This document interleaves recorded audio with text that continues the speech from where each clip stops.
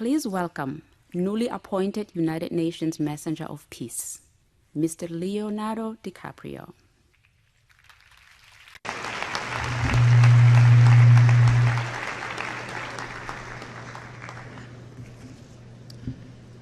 Thank you, Mr. Secretary General, Your Excellencies, ladies and gentlemen, and distinguished guests.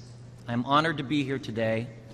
I stand before you not as an expert, but as a concerned citizen, one of the 400,000 people who marched in the streets of New York on Sunday, and the billions of others around the world who want to solve our climate crisis. As an actor, I pretend for a living. I play fictitious characters, often solving fictitious problems.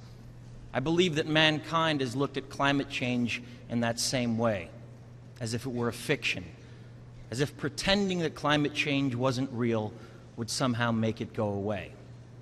But I think we all know better than that now. Every week we're seeing new and undeniable climate events, evidence that accelerated climate change is here right now. Droughts are intensifying, our oceans are acidifying, with methane plumes rising up from the ocean floor. We are seeing extreme weather events and the West Antarctic and Greenland ice sheets melting at unprecedented rates, decades ahead of scientific projections. None of this is rhetoric, and none of it is hysteria. It is fact. The scientific community knows it, industry knows it, governments know it, even the United States military knows it.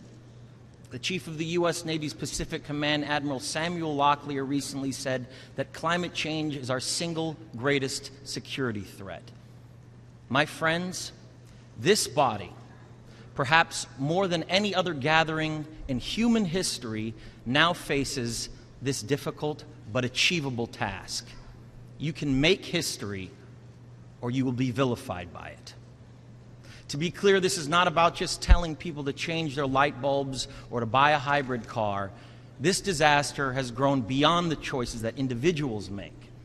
This is now about our industries and our governments around the world taking decisive, large-scale action.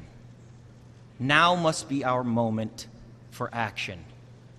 We need to put a price tag on carbon emissions and eliminate government subsidies for oil, coal, and gas companies.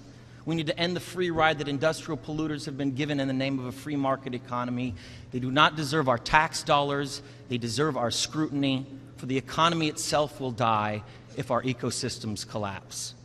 The good news is that renewable energy is not only achievable, but good economic policy.